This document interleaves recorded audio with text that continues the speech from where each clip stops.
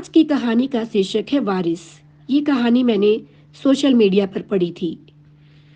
मेरा नाम पारुल है और मेरी पत्नी का नाम रमा। हमारी शादी 1990 में हुई। माता पिता ने ही शादी तय की थी। घर का बड़ा बेटा होने के कारण शादी की 1 साल के बाद से ही माँ कहने लगी कि वारिस आ जाए तो अच्छा है। वारिस कहते ही लोगों की सोच में लड़के की छवि आ जाती है, पर मुझे लड़की बहुत पसंद है। मेरी एक ही बहन है। जब मैं छोटा था तभी उसकी शादी हो गई थी और वह ससुराल चली गई। इसलिए मुझे लड़की की कमी बहुत महसूस हुआ करती थी। जहाँ देखो वहीं पैंट शर्ट दिखाई देते थे। लगता था कि कहीं पर तो सलवार कमीज दिखे। ईश्वर ने शायद माँ की बात सुन ली और रमा के पैर भारी हो गए। मुझे लगता था कि लड़की हो, माँ सोचती थी कि लड़का हो। खैर, सही समय पर रमा ने बहुत ही सुंदर लड़की को जन्म दिया। माँ पहली बच्ची है इसलिए खुश हो गई कि कोई बात नहीं, अगली बार लड़का होगा। मैं खुश था क्योंकि मेरी बेटी बहुत ही सुंदर थी। चबी चिक्स की राइम की तरह उसका नाम मैंने परिणीता रखा और उसे परी कहकर बुलाता था।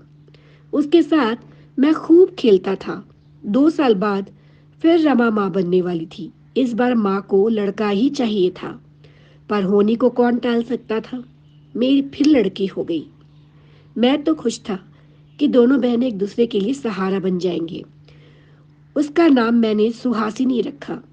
मेरे लिए तो दोनों दो आंखें थी। बेटियां होती तो ऐसी कि हमेशा मेरे आगे पीछे घूमती।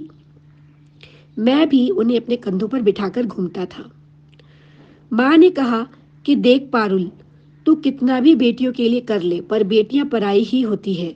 मेरी बात मान ले, एक बार और प्रयास कर। इस बार तुझे लड़का ही होगा, मेरा मन कह रहा है। हम दोनों की इच्छा तो नहीं थी, पर माँ की बात टाल नहीं सकी और फिर रमा माँ बनने वाली थी। इस बीच एक दिन मेरी चचेरी बहन मेरे घर आई, जिसके बच्चे नहीं थे। इसलिए उसने और मेरे चाचा ने मुझे समझाना शुरू किया कि तू प्राइवेट कंपनी में काम करता है, 3-3 बच्चों को कैसे पालेगा। इसलिए अगर तेरी तीसरी भी बच्ची हुई तो मुझे दे दे, मैं पाल लूंगी। तेरी दोनों बेटियों की शादी में मैं तेरी मदद भी कर दूंगी। चाचा ने जो बात कही उससे मेरा दिल बहुत दुखी हुआ कि अपने ऐसी बात कैसे कह सकते हैं। उन्होंने कहा, क्या हो जाएगा कि पापा के बदले में मामा बुलाएगी तुझे। मुझे ऐसा लगा जैसे वे मेरी धज्जियां उड़ा रहे हैं कि तू अपने बच्चों की परवरिश कर ही नहीं सकता है। मैंने फैसला किया कि मेरी तीसरी बार भी लड़की हुई तो भी मैं अपने बच्चों को किसी को नहीं दूंगा, क्योंकि मेरे ख्याल से अपने बच्चे को किसी और के हाथों में सौंपना बहुत ही मुश्किल काम है। सही समय पर रमा ने लड़की को जन्म दिया, जिसका नाम मैंने सौम्या रखा।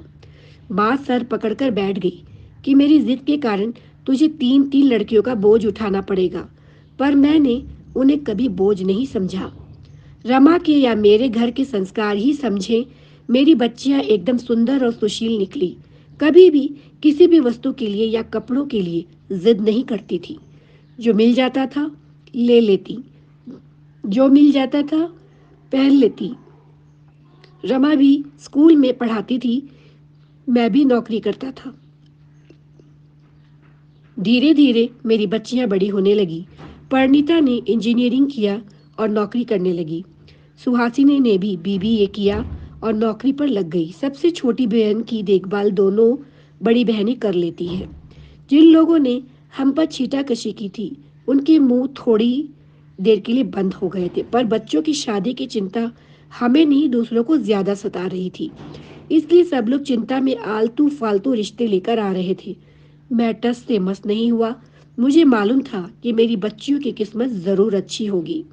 आप लोगों को विश्वास नहीं होगा, एक दिन मेरी परी के लिए रिश्ता आया। सीए किया हुआ लड़का था। वे लोग दो भाई थे या बड़ा लड़का था।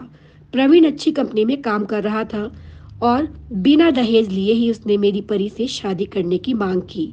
मैंने खुशी खुशी उसकी शादी धूमधाम से कर दिया।